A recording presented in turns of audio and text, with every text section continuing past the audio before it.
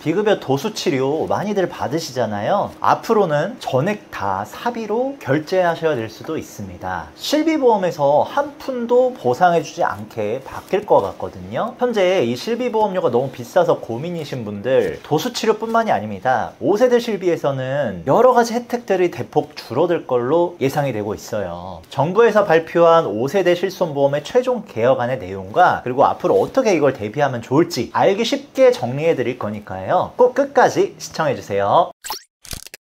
5세대 실비 최종 발표안이 확정됐는데요. 핵심은 이겁니다. 심하게 아픈 게 아니면 보장을 안 해주거나 또는 적게 보상만 해주겠다, 이거거든요. 먼저 5세대 실손보험은 크게 급여와 비급여 그리고 중증과 비중증 이렇게 4개의 항목으로 나뉘는데요. 급여 항목은 이번 시에는 4세대 실비와 보장이 동일합니다. 그런데 차이점은 통원했을 때예요. 통원 시에 건강보험의 본인 부담료를 적용한다는 겁니다. 이게 뭐냐면 통원 치료 시에 이전에는 급여 항목에서 20% 또는 1만원에서 2만원 중 큰 금액만을 빼고 보장을 다 해줬었는데요. 5세대부터는 건강보험 본인 부담률까지 포함해서 최대 90%나 빠질 수가 있다는 거죠. 나머지 10%만 보상받을 수가 있다는 거예요. 더 문제는 바로 비급여 항목입니다. 비중증 비급여 질환에 대해서는 원래는 연간 5천만 원 이내로 보장하던 것을 1천만 원으로 한도가 5분의 1로 줄어버리고요. 그리고 통원 시에는 회당이 아닌 일당으로 지급합니다. 그래서 5세대부터는 무조건 하루에 한 번만 보장한다는 점에서 혜택이 좀 줄어들었고요. 자기 부담률은 더 커졌습니다. 5세대부터는 절반을 빼고 보상합니다. 통원 시에도 50% 또는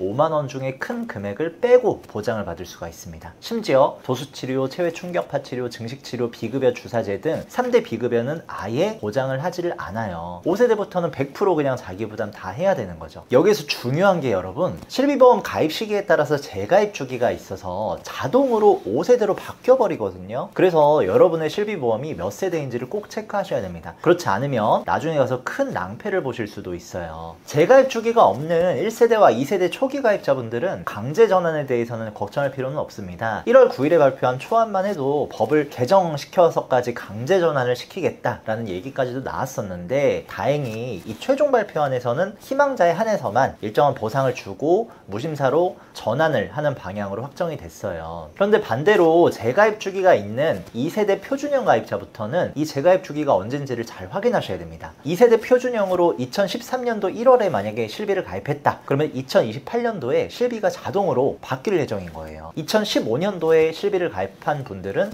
2030년도에는 자동으로 실비 전환이 됩니다. 2021년도에 가입한 4세대인 경우에는 재가입 주기가 5년이기 때문에 2026년, 즉 내년이면 다음 세대로 자동 전환이 돼버리는 거예요. 생각보다 시간이 많이 남지 않았습니다. 최종 확정안에 따르면 25년 말 출시를 목표하고 있다고 하거든요. 5세대 실비가요. 물론 뭐 이런저런 이유로 늦어질 수도 있겠지만 아무리 늦어도 내년에는 출시될 걸로 예상이 돼요. 재가입 주기가 없는 예전 실비를 가지신 분들도 사실 안심하기에는 이릅니다. 매달 내야 되는 보험료가 굉장히 부담스럽거든요. 매달 20만원, 30만원씩 실비보험료를 내는 분들 실제로도 많습니다. 이 보험료 인상 탓에 실비 전환도 고민 중이실 거고요. 사실 이제 이 실비의 시대는 지나간 것 같습니다. 보장이 좋은 옛날 실비는 보험료가 너무나도 비싸졌고요. 보험료가 저렴하면 또 보장이 적어요. 예전에는 실비보험으로 최대의 의료비를 보장받을 수 있었다면 이제는 최소한의 안전망에 그칠 뿐입니다. 보장이 줄어든 만큼 그 공백을 메워줄 다른 보험이 필수가 된 시대인데요. 대비할 수 있는 가장 기본이 되는 보험은 역시 3대 진단비를 필두로 한 종합보험일 텐데요. 한국인의 사망 원인 최상위권인 질병은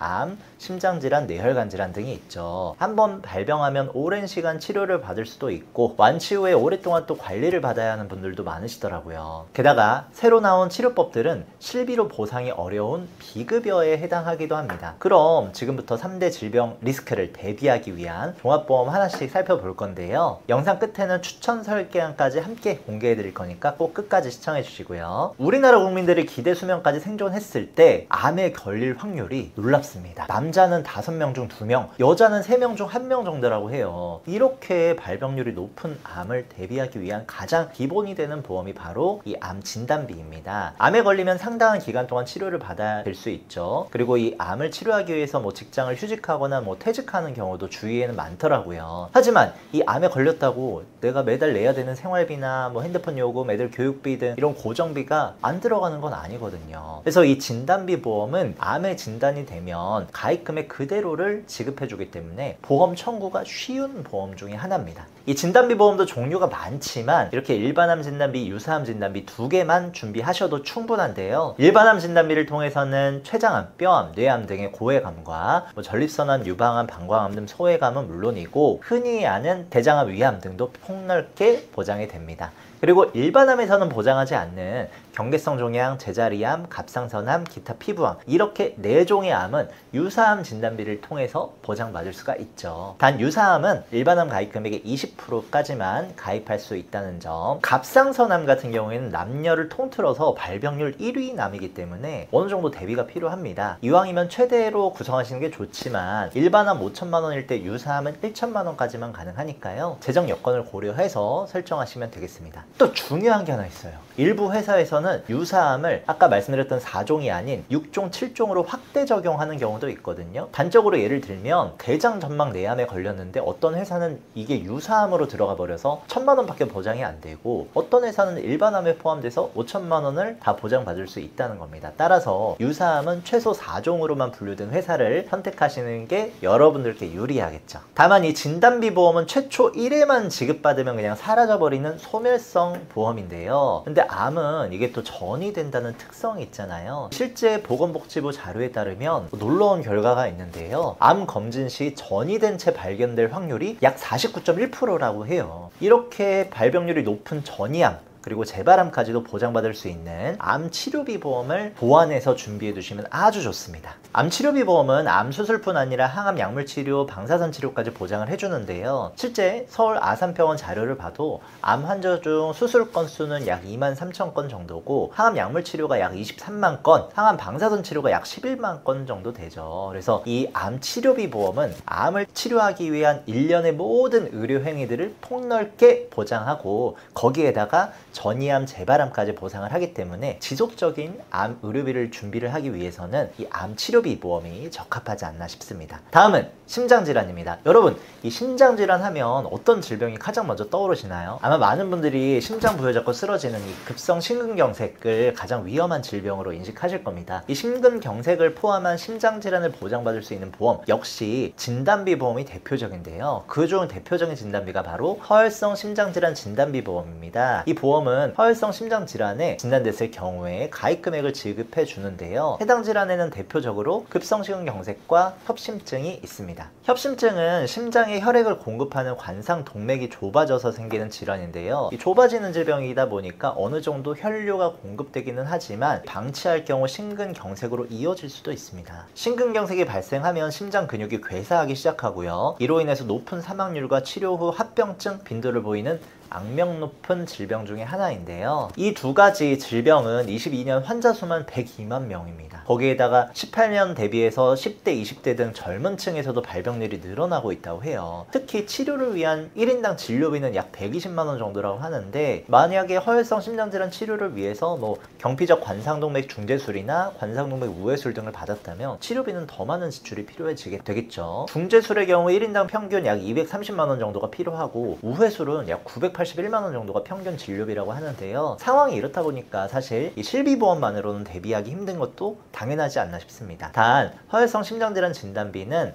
심근경색, 협심증 등은 보장하는데 부정맥, 심부전 등 다른 심장질환은 보장하지 않는 심장질환들이 있어요. 이것까지 보장받고 싶다면 심혈관질환 진단비를 추가로 가입하셔야 됩니다. 근데 이 심혈관질환 진단비가 보험료가 굉장히 높아지거든요. 따라서 가족력이 있어서 남들보다 좀 더 꼼꼼한 심장질환 대비가 필요하신 필요하신 분들은 심혈관 질환 진단비를 추가로 구성하시고요. 그게 아니라면 허혈성 심장질환 진단비면 충분하다고 생각합니다. 다음은 뇌혈관 질환인데요. 대표적인 뇌질환은 뇌혈관이 막혀서 발생하는 뇌경색, 터져서 발생하는 뇌출혈, 그리고 이로 인해 뇌가 손상되는 걸 뇌졸중이라고 합니다. 이를 보장받기 위해서 필요한 게 뇌혈관 질환 진단비인데요. 이 진단비 하나면 웬만한 뇌 관련 질환들은 대부분 보장이 됩니다. 뇌혈관 질환은 22년 기준 환자 수는 약 117만 명 정도였고 1인당 진료비도 약 256만 원 정도가 필요한데요. 특히 고령층으로 갈수록 발병률이 올라간다고 합니다. 이를 치료하기 위한 의료비는 입원 시 약 1,311만 원, 통원은 약 28만 원 정도가 필요하다고 하죠. 앞서 심장질환과 마찬가지로 어떤 치료를 받는지에 따라서 진료비가 달라질 수 있지만 이 뇌질환이 정말 무서운 이유는 치료비 외에 하나가 더 있습니다. 바로 후유증인데요. 이 뇌졸중으로 인해서 혈액이 돌지 않으면서 해당 뇌세포가 괴사하게 되겠죠. 그러면은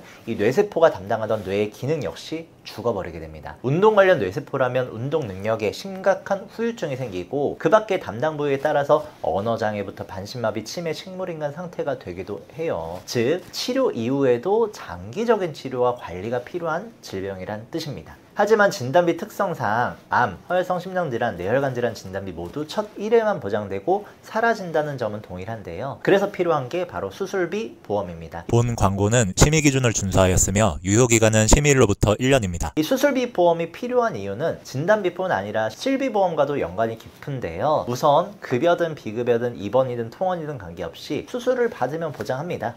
실비처럼 한도나 보장 비율이 구분되지가 않아요. 또 수술비 보험은 비갱신형입니다. 비갱신형 보험은 보험료가 오르지를 않아요. 실비보험은 보시는 것처럼 시간이 지나면 갱신되는 구조다 보니까 40세에 38,237원 이렇게 가입했는데 50세, 60세 이렇게 나이가 들면 보험료가 지나치게 인상되면서 유지 부담이 생길 수가 있거든요. 그래서 이제 이 실비 가입률을 보면 꾸준히 80%대를 유지하던 가입률이 50대 후반을 기점으로 앞자리가 바뀌기 시작하더니 70세가 되자 약 26.5%밖에 가입률이 안 되고 80세에는 1.1%밖에 불과합니다. 그만큼 나이가 들수록 이 실비보험 유지는 힘들어진다는 걸 의미하는데요. 이 수술비보험은 비갱신형이라서 일정 기간만 납부하면 나이가 들었을 때는 보험료 납입 없이 보장 혜택은 만기까지 그대로 받으실 수가 있습니다. 수술비보험도 종류가 많지만 딱 한두 가지만 기억하시면 되는데 크게 1. 5종 수술비와 그리고 2대 질병 수술비입니다. 실비보험이 있는 상태에서 3대 진단비 기본적으로 구성하시고 그 뒤에 예산이 남는다면 말씀드린 순서대로 그 수술비까지 구성하시면 좋을 것 같은데요. 혹시라도 예산이 빠듯하다면 무리해서 제가 지금 말씀드린 특약을 다 넣을 필요는 없어요. 보험에 있어서 중요한 건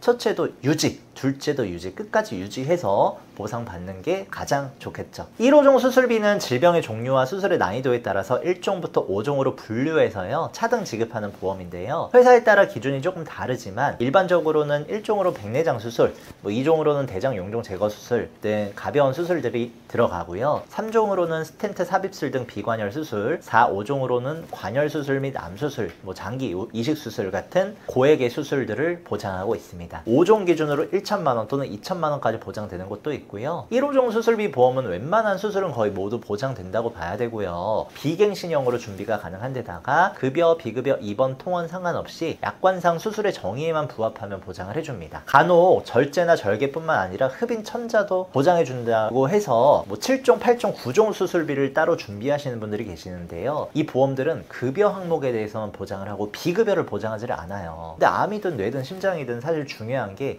비급여 의료비를 대비하는 거거든요. 왜냐하면 이 3대 질병은 중대 질환으로 이 산정특례 제도를 통해서 급여 의료비의 95%를 국가에서 지원받을 수가 있어요. 그래서 실질적으로 암, 뇌, 심 3대 질병에 의한 급여 의료비는 사실 그렇게 비싸지는 않습니다. 근데 산정특례 제도가 급여 항목에만 적용이 되기 때문에 비급여는 사실 지원받기가 힘들어서 이것 때문에 이 2대 질병 수술비를 추가로 좀 준비해 두시면 좋은데요. 이렇게 뇌혈관 질환 진단비, 허혈성 심장질환 진단비를 준비하실 때 같은 이름의 수술비로 같이 구성해 주시면 됩니다. 보시는 것처럼 20년 나 90세 만기 45세 남자 1급 기준인데 2대 질병 수술비 보험료 합쳐서 5,400원 정도로 저렴하고요. 진단비 보험과 달리 수술비 보험들은 한 번 지급되고 사라지는 게 아니라 계속해서 반복 지급이 가능해요. 1천만 원씩 매 수술 시마다 반복 지급되니까 장기적인 대비도 가능한 거겠죠. 마지막은 가족 일상생활 배상책임 보험인데요. 일상을 살아가다 보면 부주의로 인해서 타인의 신체나 재산에 막대한 피해를 입히게 될 수도 있습니다. 이때 1억 원 한도로 배상 책임을 지원해주는 보험인데요. 우리 집 수도관이 노후돼서 아랫집에 누수 피해를 발생시켰을 때, 이럴 때 자기부담금 50만 원만 지출하면 나머지는 전부 다 이 보험에서 보상받을 수가 있고요. 그 외에 물건에 대한 피해 시에는 20만 원의 자기부담금만 내면 전부 보장이 되고, 그리고 사람에 대한 피해 보상액은 자기부담금 없이 모두 보상이 가능합니다. 산책 중에 우리 강아지가 남의 강아지를 물어서 경상을 입혔다, 치료비가 발생을 했다거나 친구의 핸드폰을 망가뜨렸을 때, 또는 커피를 쏟아서 남에게 화상 피해를 입혔을 때, 이런 것들도 전부 다 보장이 되는 거거든요. 그래서 이 일배책 보험은 피해자와의 합의가 원활하게 이루어지지 않아서 민사소송해야 될 때 소송 비용과 그리고 변호사 비용도 보장을 해주고요. 심지어 가족 중에 한 명만 갖추고 있어도 같은 거주지에 사는 다른 가족 구성원도 함께 보상받을 수가 있습니다. 지금까지 줄어든 실비의 보장을 대체할 수 있는 필수 보험들 알아봤는데요. 말씀드린 3대 진단비와 수술비, 암치료비, 수술비, 그 외에 가성비 특약들을 합쳤을 때 연령별로 보험료는 이 정도면 충분합니다. 여기에 실비보험료만 더하시면 최종적인 보험료가 완성될 텐데요. 이 오늘 설계하는 1세대, 2세대 실비보험을 가지고 계신 분들이 4세대로 전환하면서 발생한 보험료의 차액으로 종합보험을 구성함으로써 자기 부담료를 낮추라는 데 있으니까요. 예를 들어서 1세대 실비보험료로 30만 원씩 내고 계세요. 이걸 4세대로 전환을 하면 보험료 4만 원 정도가 된다고 합니다. 그러면은 26만 원의 차액이 생기는 거고, 차액으로 다른 비갱신형 보험을 준비하면 된다는 의미인 거죠. 비갱신형 보험은 실비보험처럼 보험료가 오르는 것도 없고, 실비보험처럼 평생 내야 되는 게 아니라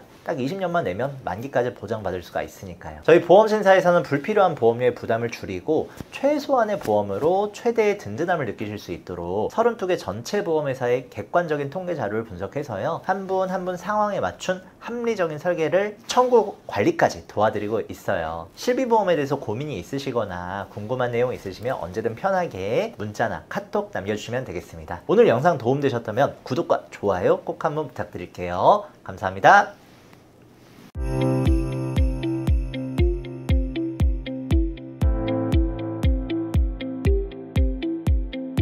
본 광고는 심의 기준을 준수하였으며 유효기간은 심의일로부터 1년입니다.